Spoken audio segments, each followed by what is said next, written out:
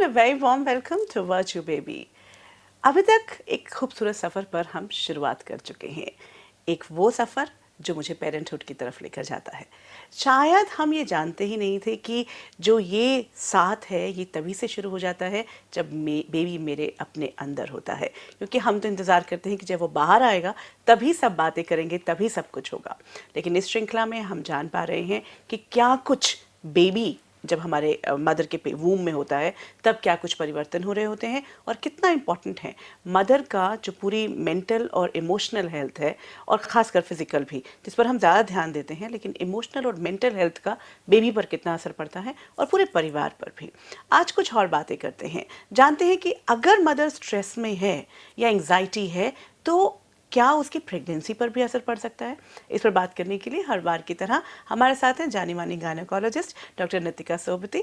आपका बहुत बहुत स्वागत, नमस्कार। नमस्कार। और हर बार की तरह हमारे साथ हैं ब्रह्मा कुमारी सिस्टर शिवानी। ओम शांति। ओम शांति। डॉक्टर नितिका, ये बात हम आपसे करना चाहेंगे कि डेफिनेटली हमने समझा कि किस तरह के हार्मोन्स रिलीज होते हैं, और कहा भी जाता है, सिस्टर शिवानी से जितनी भी बार बात होती है, कि एंग्जाइटी नॉर्मल व्यक्ति के लिए भी अच्छी नहीं है। स्ट्रेस जिसे हम नॉर्मल मानते हैं इज़ एक्चुअली नॉट नॉर्मल, और हम क्रिएट कर रहे होते हैं। बट प्रेगनेंसी पर अगर हम देखते हैं, पूरी प्रेगनेंसी पर इसके क्या क्या इफ़ेक्ट्स हो सकते हैं? प्रेगनेंसी पर ही क्यों, हमारे शरीर के हर बॉडी सिस्टम पर इसका अफेक्ट है। तो जहाँ पे हम नई क्रिएशन कर रहे हैं, जहाँ हम ऑलरेडी हमारी बॉडी नॉर्मल से ज़्यादा काम कर रही है शरीर, तो हम जब भी स्ट्रेस क्रिएट करेंगे तो जो हार्मोन्स रिलीज हो रहे हैं, जो क्रॉस करके वो बच्चे की सर्कुलेशन में जाके, लास्ट एपिसोड में हमने बात करी कि बच्चे की जितनी भी प्रोग्रामिंग है वो चेंज हो जाती है, उसके नर्वस सिस्टम पे भी फ़र्क पड़ता है। तो ऐसा ही नहीं उसी सिस्टम पे पड़ता है, मदर के सिस्टम्स पे भी पड़ता है। अब मदर के सिस्टम्स में जब पड़ता है तो अफेक्ट तो उसका बच्चे पे भी आएगा। इस पे बहुत सारे एक्चुअली साइंस ने भी बहुत स्टडीज़ करी, क्योंकि हमारा जो साइंटिफिक माइंड है ना, सिर्फ एक नोशन को लेके नहीं चलता है। जब तक हम एक चीज़ को बहुत सारे लार्ज पेशेंट्स पे ट्राई नहीं कर लेते और फिर उसकी कंक्लूजन नहीं निकाल देते, तब तक हम लोग कोई चीज़ को मानते नहीं है, क्योंकि उसमें सेफ्टी है, उसमें कन्विक्शन है, हम कन्विंस्ड है कि ये है, तभी हम भी अपने पेशेंट्स को शेयर भी कर सकते हैं और रीअश्योर भी कर सकते हैं। सबसे ज़्यादा जो मोस्ट इम्पॉर्टेंट लिंक निकाला गया स्ट्रेस से रिलेटेड था, वो था प्री टर्म लेबर। देखिए, नॉर्मल जेस्टेशन 40 वीक्स होती है। अब 40 हफ्ते से पहले अगर बेबी होता है, नॉर्मली 37 वीक्स के और 40 के बीच में हो जाता है, और 37 से पहले अगर हम कहते हैं डिलीवरी हो गई तो उसको हम प्री टर्म लेबर कहते हैं। अच्छा, मतलब पूरा साइकिल पूरा होने से पहले ही बच्चा हो जाता है। 40 वीक्स का पूरा साइकिल है, 280 डेज, 40 वीक्स या 9 मंथ्स और 7 डेज। सो ये हमारा पूरा टेन्योर है एक हेल्दी प्रेगनेंसी का। और डिलीवरी की जब हम बात करते हैं तो हम कहते हैं कि 37 टू 42 वीक्स के बीच में कभी भी हो जाती है। सो 80% डिलीवर करते हैं बिटवीन 37 टू 40, 10% करते हैं बिफोर 37, जिसको हम प्री टर्म लेबर कहते हैं, कि लेबर टर्म से पहले आ गई, प्री टर्म। और 10% के करीब होते हैं जो डेट के बाद होते हैं, 42 वीक्स तक।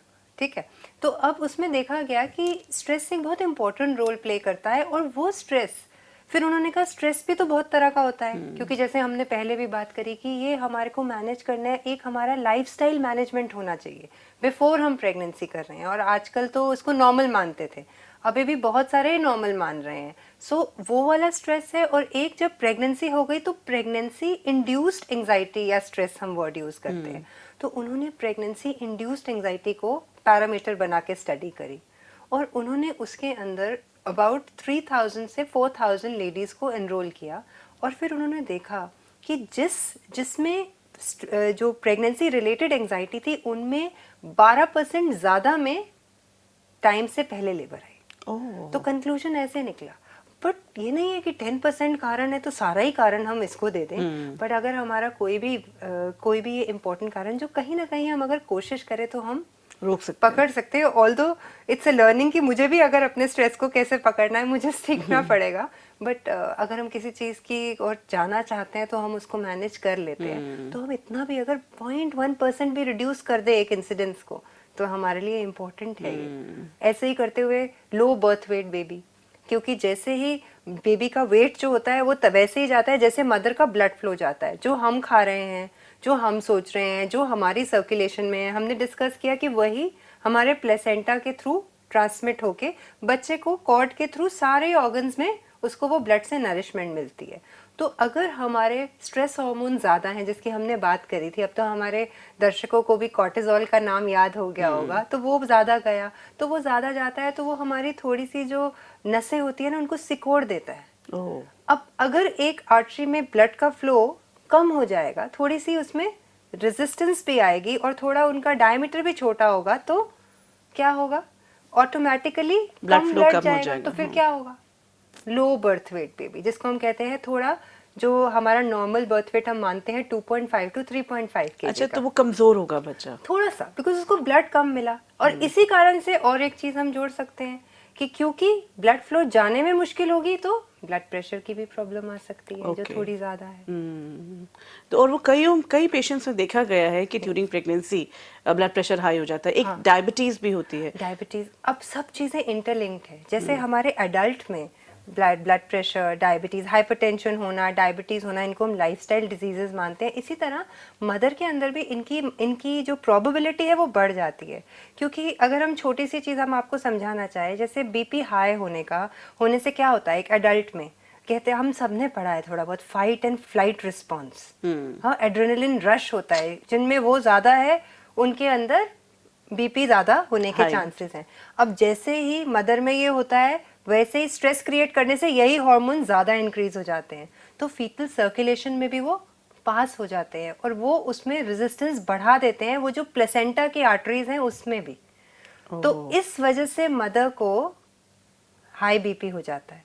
ओके। ऐसे ही डायबिटीज भी हम देखें, डायबिटीज में भी क्या है ना, एक्चुअली बहुत और फैक्टर्स है डायबिटीज में भी जिसकी वजह से हो सकते हैं, बट क्योंकि उसमें जेनेटिक इफेक्ट भी आता है कि किसी को पहले आपके घर में डायबिटीज है या नहीं है, आपका बॉडी वेट कितना है, तभी हम लाइफस्टाइल मॉडिफिकेशन की बात करते हैं बिफोर प्रेगनेंसी, जिसको हम कह रहे थे। बट डेफिनेटली स्ट्रेस का रोल हमारे हर बॉडी के हार्मोन की सिक्रीशन को अफेक्ट कर रहा है। तो हमारा इंसुलिन भी अगर नहीं बनेगा ठीक से, क्योंकि हमारी बॉडी में वही कॉर्टिसोल और एड्रेनलिन ज़्यादा है, तो हम इंसुलिन जब नहीं ज़्यादा बनाएंगे तो शुगर्स को बैलेंस नहीं कर पाएंगे, जो ऑलरेडी काफ़ी एट स्ट्रेस होती है ड्यूरिंग प्रेगनेंसी, हमारे प्रेगनेंसी हार्मोन की वजह से, उसकी वजह से वैसे ही इंटरैक्शन है। दूसरा, स्ट्रेस एंजाइटी में खाने को ज़्यादा हो जाता है, कार्बोहाइड्रेट, फैट्स बहुत ज़्यादा इंटेक करते हैं, बिकॉज डिप्रेसिव लोग थोड़े से ईटिंग हैबिट्स में इमोशनल ईटिंग हो जाता है, लापरवाह भी हो जाते हैं। सो इट्स वो एक हम बोलते हैं ना बिंज ईटिंग, बस खाते जाओ, बिकॉज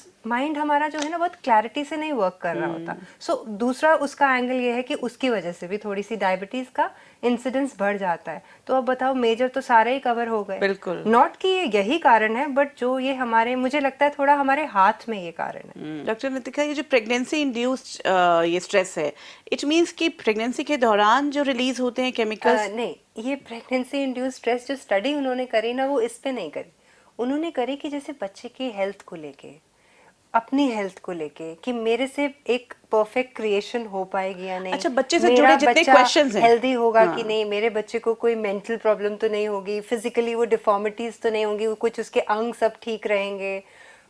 छोटी छोटी एंग्जाइटीज होती हैं कि मेरे को यहाँ पेन हो गई, मेरे को आज पेट में दर्द हो रही है, तो मेरे बच्चे को तो उसका नुकसान नहीं हुआ, मेरे पैरों में स्वेलिंग हो गई, मेरे बच्चे को तो इसका नुकसान नहीं होगा। दीज आर, ये नॉर्मल चीज़ें हैं, बट प्रेगनेंसी इंड्यूस्ड एंग्जाइटी में हम ले आते हैं कि वो केयर ऑफ बच्चे के लिए कर रहे हैं और उसकी वजह से वो एंग्जाइटी क्रिएट करे, वो उनको भी पता नहीं लगता, बिकॉज वो डिफरेंस एक्चुअली अब कैसे बताया जाए उनको। I mean, no, but that's important sister Shivani. अगर हम देखते हैं कि ये छोटी बातें जिसकी वो आंसर्स तो चाहेंगी ना, तो आंसर्स मिलना और उतनी देर तक वो स्ट्रेस रहना कि जब तक आंसर्स नहीं मिले, और कई बार we are not even satisfied with answers, कि मेरे पैरों में स्वेलिंग है तो मेरे बच्चे पे असर नहीं पड़ रहा होगा, बिकॉज क्योंकि कई बार हम जो इन्फॉर्मेशन लेते हैं वो भी और अजीब सी होती है, जिसमें आपको डर लगने लगता है। सो ये एंग्जाइटी जो बच्चे से ही जुड़ी हुई है, मेरी प्रेगनेंसी से ही जुड़ी हुई है, जिस पर मैं कहा जा रहा है कि पूरा फोकस रखो, उससे बाहर निकल, it's like a vicious circle. It is, because now once we understand कि एक सिम्टम है, चाहे वो पैरों की स्वेलिंग या discomfort, but if you create anxiety about it, then first it will aggravate whatever your feeling. जितना वो एग्रीवेट करेगी, आपको और चिंता होगी, जितना आपको और चिंता होगी, आपका फिजिकल कोई भी जो सिम्टम है वो, so it's a vicious cycle which we will not be able to come out of it. It's just going to go on like that. So one thing is कि कोई भी issue है, we have to see the issue and look for the solution. See, जैसे doctor Nitika ने कहा कि हम कैसे उनको बताएं कि ये स्ट्रेस है. It's very easy कि क्या स्ट्रेस है. What is the quality of your thought? And जैसे ही आप वो thought create करते हैं, आपको कैसा feel होता है. You know, एक है मेरे पैरों में swelling है. This will not create any uncomfortable feeling for you. Nothing. You are aware कि मेरे पैरों में swelling है. Next you will create a thought कि इसके बारे में मुझे क्या करना है. One is कि मुझे इसका cause भी पता करना है. Second is मुझे इसका solution भी निकालना है. These thoughts you cannot call stress. ये कोई स्ट्रेस नहीं है. एंड आप देखो कि जब आप ये क्रिएट कर रहे हो, यू आर एकदम काम एंड रिलैक्स्ड. स्ट्रेस की थॉट क्या होगी? क्यों हुआ, क्या हुआ, इससे कोई प्रॉब्लम तो नहीं आएगी, बाकियों को तो नहीं होता, मेरे को ही क्यों हुआ, अच्छा कल तो नहीं था, आज ज़्यादा क्यों है, क्या मैंने कल कुछ गलत खाया. दीज आर अननेसेसरी, जिसको हम कहेंगे वेस्ट भी और नेगेटिव भी. जैसे हम ये क्रिएट करना शुरू करते हैं, we can see the feeling, we can see the feeling that I'm uneasy, I'm uncomfortable. The issue है, and maybe it could be a serious issue sometime, which needs to be addressed, of course. It may not be कि हाँ चलो वो normal है. It could also happen कि कोई ऐसी चीज़ है जो normal नहीं है, लेकिन उस time भी मुझे ये awareness कि ये एक normal नहीं है, लेकिन अब मैंने चिंता अगर इस बात की तो फिर मैंने खुद ही उस प्रॉब्लम को एग्रीवेट करना है. सो ये थिंकिंग की प्रैक्टिस एक्चुअली पहले से करनी पड़ेगी थोड़ी सी, क्योंकि उस टाइम पे करना. यही मैं कहना चाह रही हूँ कि it's you know like again this is also easy for us to say. No, why don't we all go through something और द अदर इन लाइफ. ठीक है, it's not this, but we also go through problems. It could be office problem. जिसके अंदर ये thinking create करने का संस्कार है ना, वो सिर्फ प्रेगनेंसी के ड्यूरिंग नहीं करने वाला है. अच्छा, ड्यूरिंग प्रेगनेंसी भी वो सिर्फ प्रेगनेंसी के बारे में नहीं करने वाला. उससे जुड़ी और बहुत सारी बातें नहीं, उससे जुड़ी क्यों, उससे बिना जुड़ी हुई बातें वो तो होंगी. अब suppose that lady goes to work. आज जॉब पे जाना is not easy for people in the sense, आप पहले 1 घंटा ट्रैफिक में अटक जाते हैं, फिर आपकी कोई डेडलाइन है, फिर आपके कोलीग के साथ आपका कोई चल रहा है संघर्ष, फिर आपका बॉस आपके साथ कुछ है, टारगेट्स हैं, जॉब इनसिक्योरिटी है, फाइनेंशियल आपने कोई लोन लेके रखा हुआ है. It's not, we won't call it it's pregnancy induced stress, but it is induced stress due to so many things. तो जब मेरी ऑलरेडी स्थिति वैसी है और उसमें फिर मुझे पैर सूजे हुए दिख गए, तो what will happen? वही मेरी I'm already low ना, and I'm already low, which means मेरी thinking की जो पैटर्न चल चुकी है has gone into waste and negative thinking. ऐसा क्यों, ऐसा क्यों, ऐसा नहीं मुझे. फिर ऐसे टाइम पे जो मेरी जीवन की सबसे इम्पोर्टेंट बात हो रही है, तो उसको लेके how will I create the right thoughts. तो first we should be able to see ourself कि स्ट्रेस मीन्स क्या. नहीं तो कई बार क्या होता है, वो वर्ड भी स्ट्रेस क्रिएट कर देता है ना. सब लोग घर पे बोलना शुरू कर देते हैं.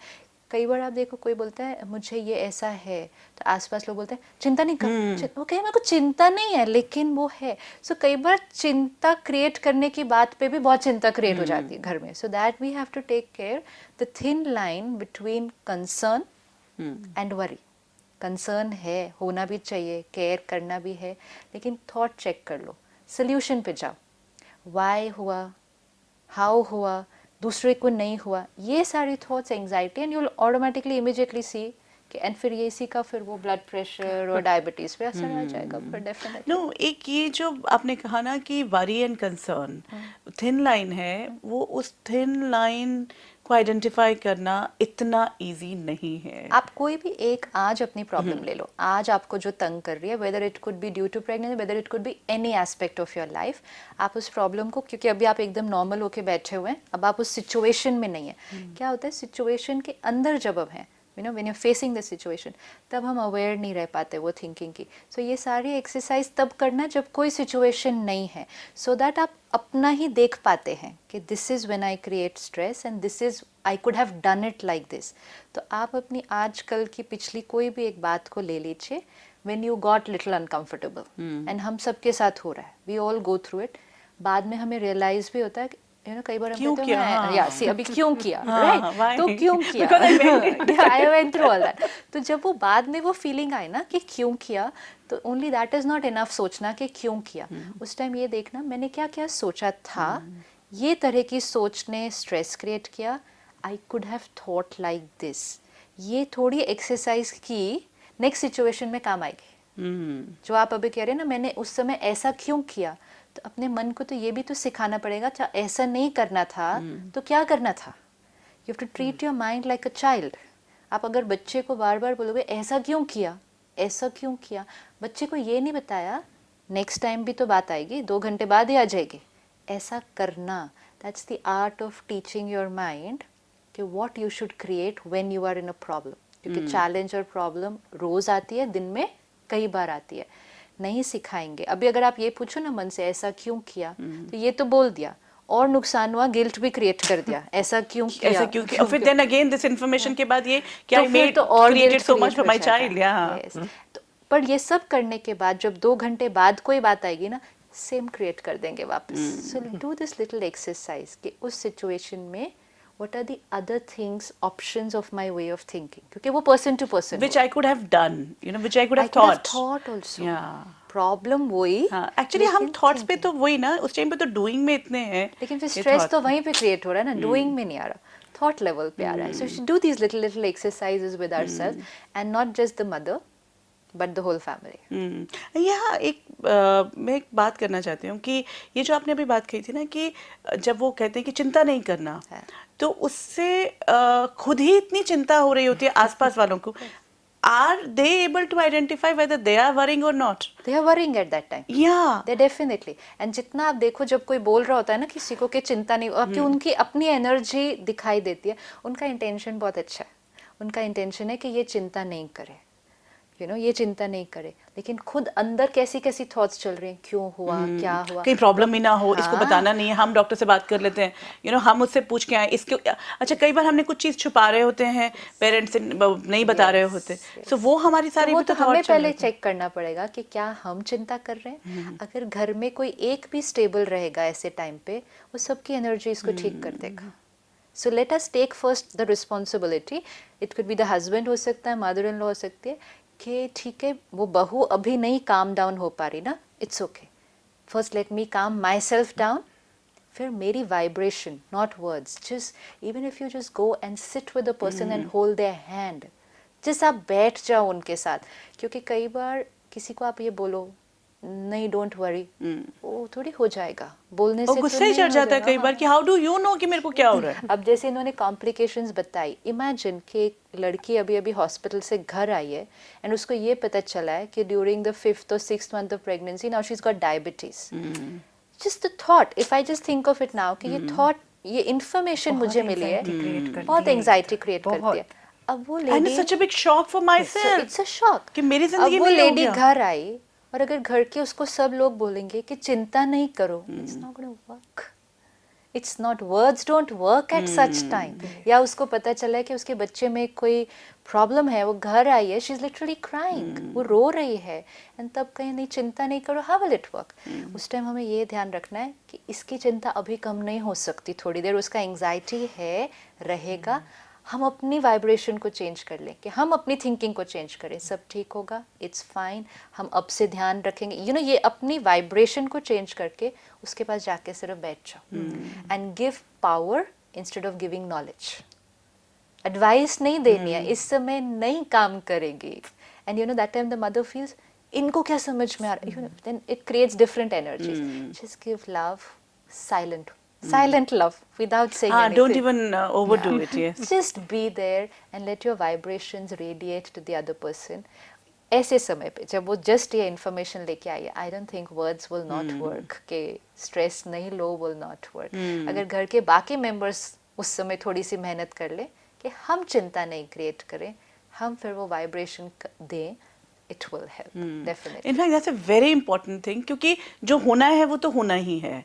But अगर कोई भी एक भी, चाहे मदर इन लॉ ही हो, and Husband if हो, anybody. if they have the, हाँ, if Actually, they वो have भी the तो confidence कि नहीं होगा, तो वो मदर पे इफेक्ट जैसे आ हम सकता आपको है. छोटी सी बात बताएं, जैसे दीदी ने कहा 5th 6th मंथ में डायबिटीज़ के साथ वो घर आई. सबसे पहले हमने उसको, हमारे पास वो रूम में आई, हमने उसको कहा आप डाइटिशियन को मिलो, वो आपको डाइट चार्ट दे देगी, और उस डाइट चार्ट को आप 10% प्लस माइनस कर सकते हैं, क्योंकि आपके थोड़े से मूव करने से आपकी शुगर्स शायद 20% ऊपर नीचे हो जाएंगे. तो उसको हमने बांध दिया अगले 3 महीनों के लिए एक चार्ट में. And pregnancy is a joyous time, you never expect कि आपको इतनी रिस्ट्रिक्शन होगी. फिर उसको एक दिन में 4 बार मिनिमम शुगर चेक करनी है अगले 3 महीने तक। जिसने एक ब्रिक भी अपने फिंगर पे नहीं लगाया हुआ, हम लोग लिख देंगे, ये लास्ट फटाफट लिख देते हैं। एक क्वेश्चन ये पूछना चाहती हूँ कि ये जो फियर, ये जो लाइफस्टाइल चेंजेस हैं, see I am a normal person, okay, and I the person gets pregnant and then suddenly the person realises that she is diabetic, ये this is something like, is it something, the guilt which comes is questions जो आते हैं, क्या मैंने कुछ गलत lifestyle किया, how does that happen? Actually जैसे डायबिटीज़ है, हाइपरटेंशन है, ये है लाइफस्टाइल डिजीजेस, बट जब प्रेगनेंसी जो है ना, हमारी बॉडी पे एक लोड भी है, एक क्रिएट कर रहे हैं हम पूरा ह्यूमन बीइंग एक सेल से, तो बॉडी बहुत ज़्यादा काम कर रही है और बहुत सारे हार्मोन्स के साथ मिल के काम कर रही है। तो इसीलिए हम कहते हैं कि प्रेगनेंसी हमारी बॉडी पे भी एक काम है, एक स्ट्रेस है। इट्स लाइक वर्क स्ट्रेस, जैसे काम वर्क स्ट्रेस होता है ना, वैसे बॉडी पे भी एक प्रेगनेंसी एक स्ट्रेस है।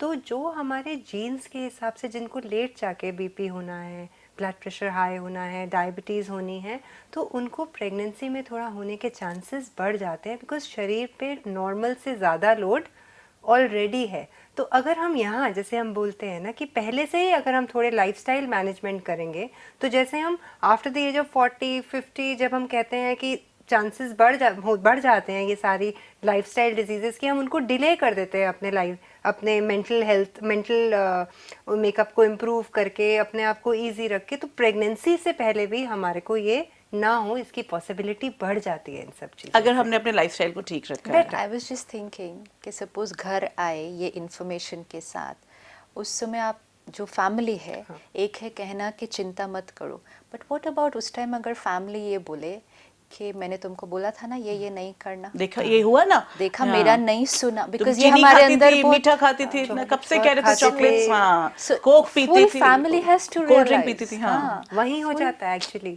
कई बार हम देखते हैं रूम में ही उधर ये डिस्कशन शुरू हो जाता है। It is so important that एक व्यक्ति जो है वो रहे, and the biggest thing which I have understood is कि this is not because of the lifestyle of during pregnancy, only है ना, मतलब मेन चीज़ है, अभी हम सिर्फ हर टाइम ये याद रखें कि मुश्किल से मुश्किल बात भी जो आ गई है इस दौरान, उसको टेंशन से एग्रीवेट नहीं करना या उसके ऊपर एक और प्रॉब्लम नहीं ऐड करनी है, उस प्रॉब्लम की एंजाइटी क्रिएट करके। So this is not the time to say to the girl कि मैंने बोला था, मेरा सुनती नहीं है, अच्छा अपनी माँ का सुनती है, इंटरनेट से पढ़ती है आज, is that the time to say that, even think that, ठीक है हमने कहा नहीं, लेकिन अगर हमने सोचा तो you adding pain to her pain. तो रिलैक्स रहना सबकी रिस्पॉन्सिबिलिटी है आजकल, इसीलिए लोग सपोर्ट सिस्टम घर में नहीं ढूंढ रहे हैं, वो घर से बाहर एक व्यक्ति को जो उनसे अटैच नहीं है उसको एज अ सपोर्ट पर्सन लेके अपनी ड्यूरिंग प्रेगनेंसी लेबर ट्रेन करवाते हैं। लेकिन आई थिंक सबसे ज्यादा it's a very upcoming develop thing. लेकिन मुझे लगता है कि भारतीय परिवेश में अभी भी परिवार जो है वो बहुत इंपॉर्टेंट रोल प्ले कर सकता है। Sister Shivani, doctor Nitika, thank you so much इस पूरी बातचीत के लिए। और अब समझने की बात यह है कि जो कुछ भी हो रहा है, एक बहुत इंपॉर्टेंट बात समझ में आई है कि ये जो सारी कॉम्प्लिकेशंस हो सकती हैं या कुछ भी अगर आता है सामने, उस वक्त ये सोचने की बजाय, जब खासकर हम प्रेगनेंसी में हैं, कि ये क्यों हुआ, am I responsible, who is responsible, क्यों, क्या, किस कारण हो रहा है, कि बजाय डॉक्टर पे विश्वास करके और ख़ुद पर ये विश्वास करके कि मुझे, और अपने आप को ये कह के कि मुझे पूरा ध्यान अपने मन पर रखना है। शरीर पर तो रख ही रहा हूँ, शरीर पर तो बहुत लोग और भी हैं जो रख रहे हैं, मन पे ध्यान रखने वाला सिर्फ मैं अपने आप होऊंगा। और ये खासकर माँ के लिए है। अगर बाहर का सपोर्ट सिस्टम इतना नहीं भी दे रहा, we cannot even go into the blame game right now कि उसने मुझे नहीं किया, वो मेरे को साथ नहीं दे रहा, वो मेरे खाने का ध्यान नहीं रख रहा। इम्पॉर्टेंट है मैं और मेरा बच्चा, और ये वो वक्त है जब मैं बॉन्डिंग भी बहुत अच्छी कर सकती हूँ। So again, I have to see what kind of relationship I want to have with my child. मन में कोई बात, कोई सवाल है, आपका स्वागत, आप हमें ईमेल कर सकते हैं। वर्च्यू बेबी में आज इतना ही, आगे फिर मुलाकात करेंगे। नमस्कार।